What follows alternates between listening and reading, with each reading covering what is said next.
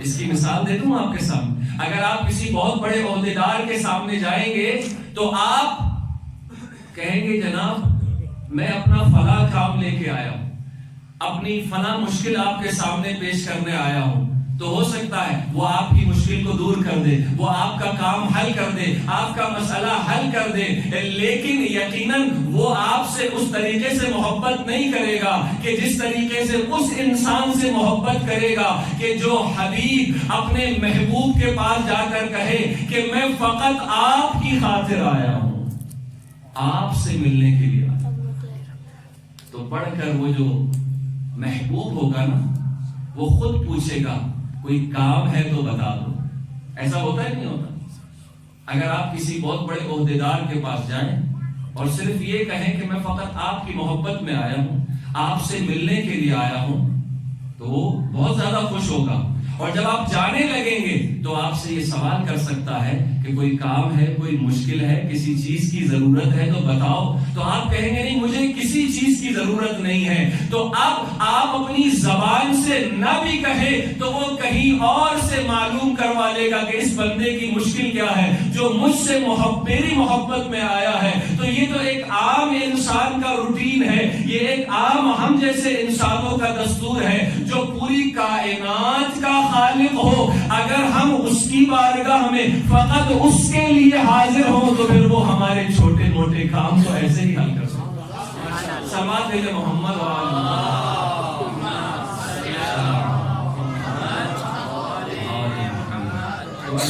یہ جو لیلۃ القدر خیر من الف شہر ہے, یہ ہمارے اعمال اور ہماری نیت پر ڈیپینڈ کرتا ہے کہ ہم اپنی عبادت کو 1000 مہینوں کی عبادت سے افضل بناتے ہیں یا بالکل ان لمیٹڈ جس کا کوئی حساب و کتاب نہ ہو. ہاں وہ ان لمیٹڈ ہو سکتا ہے, وہ لامحدود ثواب مل سکتا ہے.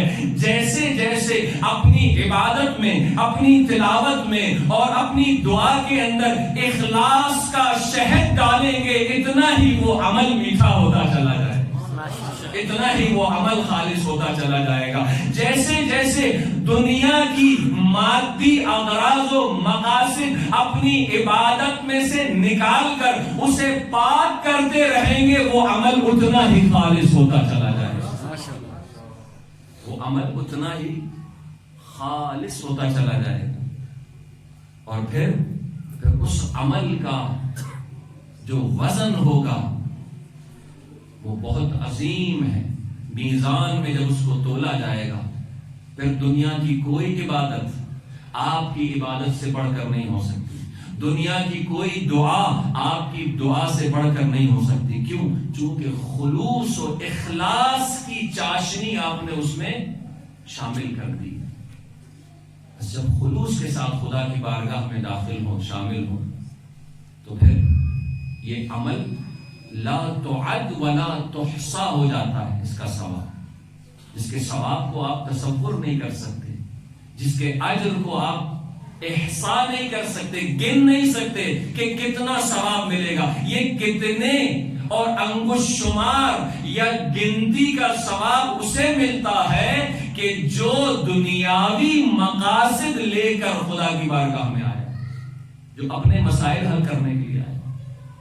خداوند عالم کو تو پتا ہے نا آپ کو کیا تکلیف ہے, خدا کو تو معلوم ہے نا کہ آپ کی مشکل کیا ہے, خدا کو تو معلوم ہے نا آپ کے رزق و روزی میں تنگی ہے, خدا کو تو معلوم ہے نا کہ آپ بیمار ہیں. جب خدا کو معلوم ہے تو پھر اس نیت سے کوئی نہ آئے. اگرچہ ہم کمزور انسان ہیں, ہم کچھ بھی ہو بلاخر ہماری کوئی نہ کوئی دنیاوی نیت اور غرض اور مقصد ہوتا ہے. چونکہ ہم کمزور انسان ہیں, ہماری فکر محدود ہے, ہماری معرفت محدود ہے, ہماری آگہی اور علم خدا کے بارے میں محدود ہے. ہم کوئی نہ کوئی جب عبادت کرتے ہیں تو کسی نہ کسی لالچ میں عبادت کرتے ہیں, جنت کی لالچ میں عبادت کرتے ہیں یا جہنم کے خوف سے عبادت کرتے ہیں. کائنات میں فقط چند ہستیاں ہیں کہ جو فقط اور فقط خدا کو لائق عبادت سمجھ کے عبادت کرتی ہیں. اسی لیے مولا امیر المومنین نے یہ جملہ فرمایا تھا، یہ مشہور و معروف جملہ ہے میرے مولا سے کہ میں اللہ کو، ہم اہل بیت نہ جنت کی لالچ میں خدا کی عبادت کرتے ہیں، نہ جہنم کے خوف سے خدا کی عبادت کرتے ہیں، بلکہ خدا کی عبادت اس لیے کرتے ہیں کہ وہ لائق عبادت ہے۔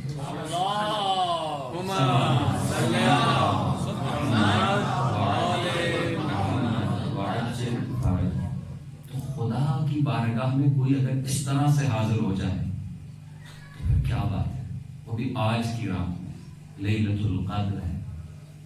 عزیزو، آج کی رات میں ایک بہت بڑا جو خدا کی طرف سے موقع ہمیں اور آپ کو دیا گیا ہے۔ ویسے تو خدا کی بارگاہ میں جب بھی انسان حاضر ہو، 24 گھنٹے خدا کی بارگاہ میں ہیں۔ ہم اپنے آپ کو خدا کی بارگاہ میں سمجھیں یا نہ سمجھیں، لیکن ہم خدا کی بارگاہ میں ہیں۔ ہم جب دکان پہ ہیں تو خدا کی بارگاہ میں، جو خدا کے حضور میں ہیں، اس کے سامنے حاضر ہیں۔ جب مسجد میں ہیں تب بھی، جب جلوت میں ہیں تب بھی، جب خلوت اور تنہائی میں ہیں تب بھی خدا کی بارگاہ میں۔ یہ الگ بات ہے کہ ہم جب دکان میں ہوتے ہیں، کھیل کے میدان میں ہوتے ہیں، تو ہم سمجھتے ہیں کہ نہیں، ہم خدا کی بارگاہ میں نہیں ہیں، خدا ہمیں نہیں دیکھا۔ اور بہت سارے مقامات پہ ہم گناہ کرتے ہیں، کیوں؟ چونکہ خدا کو عملی طور پر، عقیدے کے طور پر نہیں، عقیدے کے طور پر تو ہم خدا کو حاضر و ناظر سمجھتے ہیں، لیکن عملی طور پر، پریکٹیکلی میدان عمل میں ہم خدا کو حاضر و ناظر نہیں سمجھتے۔ اگر خدا کو حاضر و ناظر سمجھ رہے ہوتے تو کبھی خلوت اور تنہائی میں گناہ نہ کرتے۔ خدا ہمیشہ ایک ایک لمحہ، ایک ایک ساعت، ایک ایک گھڑی، ایک ایک سیکنڈ خدا کی نگرانی ہم پر ہے۔ خدا ہمیں دیکھ رہا ہے۔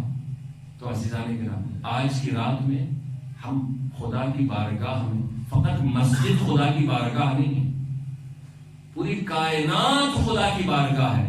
ہاں، مسجد زیادہ مقدس ہے۔ کہیں پر بھی جس طرح سے ہم مسجد میں گناہ نہیں کرتے، کیونکہ ہم یہ سمجھتے ہیں کہ یہاں اللہ موجود ہے۔ عزیزو، اللہ باہر گلی کوچے میں بھی ہے، اللہ جو ہے میدان میں بھی ہے، اللہ جہاں ہم کاروبار کر رہے ہیں وہاں پر بھی ہے، اللہ ہر جگہ ہے۔ آج کی رات کس کی رات ہے؟ توبہ کی رات، استغفار کی رات۔ بس ایک واقعہ بیان کر کے چند جملے، آج شب 21 ماہ مبارک رمضان ہے، میرے مولا و آقا کائنات کے امیر کی شہادت کی رات۔ توبہ کا دروازہ خدا نے ہمیشہ اور ہر جگہ اور ہر بندے کے لیے کھولا ہوا، ہر بندے کے لیے توبہ کا دروازہ کھلا ہوا۔ کہتے ہیں کہ ایک بندہ مومن تھا بظاہر، لیکن بہت گناہگار تھا، بہت گناہگار تھا۔ کہتے ہیں کہ اس کو ایک بیماری تھی، ایک گناہ کی بیماری، کہ وہ شراب کا عادی تھا۔ کہتا ہے کہ میرا باپ شرابی تھا، 8 سال کی عمر میں پہلی مرتبہ میں نے شراب کا مزہ چکھا۔ اجلی مثال شراب کی ہے، ورنہ بہت سارے گناہ ایسے ہیں جو شراب سے بدتر ہیں۔ اور جس طرح سے ایک انسان شراب کا عادی ہو جاتا ہے، بعض افراد بعض گناہوں کے عادی ہو جاتے ہیں۔ تو کہتا ہے کہ 8 سال کی عمر سے میں نے 8 سال کی عمر میں پہلی مرتبہ، والدین کی تربیت کا بڑا اثر ہوتا ہے، گھر کے ماحول کا بڑا اثر ہوتا ہے عزیزو، یہ والدین کے لیے بھی ہے اور ہم سب کے لیے، بالخصوص جوانوں کے لیے، کہ اپنے گھر میں اپنے بچوں کے لیے پاک و پاکیزہ ماحول فراہم کریں۔ کوئی ایسا کام گھر میں نہ ہو کہ جس کی وجہ سے ہمارے بچوں پر، اولاد پر اثر پڑے۔ کہتا ہے کہ باپ شرابی تھا، 8 سال کی عمر میں پہلی مرتبہ میں نے شراب کا مزہ چکھا، اور تقریباً 16 سال کی عمر تک جب میں پہنچا تو شراب کا مکمل عادی ہو گیا. یہاں تک کہ اس باپ کو جو خود شرابی تھا، اس باپ نے جو خود شرابی تھا، اس باپ نے اپنے اس بیٹے کو عاق کر دیا. عاق والدین ہو، باپ نے شراب چھوڑ دی لیکن بیٹا نہیں چھوڑ سکا.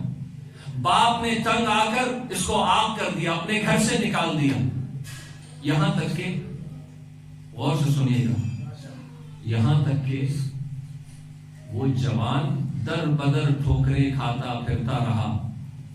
گھر سے باپ نے نکال دیا، رشتہ داروں نے قطع تعلق کر لیا. اب آپ تصور کریں ایسے انسان کا آسرا کون ہے؟ فقط اور فقط خدا کی ذات، جس کو پوری دنیا نے اپنے سے دور کر دیا ہو، اس کا آسرا فقط خدا ہے. یہاں تک کہ کچھ عرصے بعد خبر ملی اس کے باپ کو کہ تمہارا بیٹا مر گیا. اس کے مرنے کی خبر دی گئی. تو ایک دن رات کو باپ نے خواب میں دیکھا کہ اس کے جوان بیٹے کو بہت ہی خوبصورت خلعت اور بہترین لباس پہنایا گیا ہے. فرشتے اس کے گرد منڈلا رہے ہیں اور اسے بڑی عزت و احترام کے ساتھ جنت کی طرف لے جا رہے ہیں. تو یہ خواب دیکھتا ہے کون؟ اس جوان بیٹے کا بوڑھا باپ خواب دیکھ رہا ہے کہ میرا بیٹا اتنا گناہگار، اتنا فاسق و فاجر شرابی، لیکن اس کو فرشتے جنت کی طرف لے جا رہے ہیں. خواب ہی کے عالم میں یہ اپنے بیٹے سے پوچھتا ہے کہ بیٹا تم تو بہت ہی گناہگار انسان تھے، میں نے بھی تجھے عاق کر دیا تھا، تیرے بہن بھائیوں نے تجھے چھوڑ دیا تھا، تیرے عزیز و اقارب نے تجھے چھوڑ دیا تھا. یہ کیا وجہ ہے؟ یہ کون سا عمل ہے کہ جس کی وجہ سے تو آج اتنا خوش اور خوشحال ہے؟ تو جانتے ہیں کہ اس جوان نے کیا کہا؟ یہ جوان کہتا ہے کہ بابا جان بالکل آپ نے صحیح کہا کہ آپ نے مجھے چھوڑ دیا تھا، لیکن میرے خدا نے مجھے نہیں چھوڑا تھا. میرے رشتہ داروں نے مجھے چھوڑ دیا تھا لیکن میرے اللہ نے مجھے نہیں چھوڑا تھا. بس جب میں بستر مرگ پر تھا، بستر علالت اور بیماری کی حالت میں تھا، تو ایک مرتبہ میرا دل خدا کی طرف متوجہ ہوا اور میں نے خدا کی بارگاہ میں دل کی گہرائی سے توبہ طلب کی اور استغفار کیا. خدایا سب نے مجھے چھوڑ دیا ہے، اگر تو بھی مجھے چھوڑ دے تو میں برباد ہو جاؤں گا، میں نابود ہو جاؤں گا. بس اتنا سننا تھا کہ ایک آسمان سے نور سا مجھے نظر آیا، میں سمجھ گیا کہ میری توبہ قبول ہو گئی. اے میرے بابا، اسی توبہ کی قبولیت کے نتیجے میں آج مجھے جنت میں لے جایا جا رہا.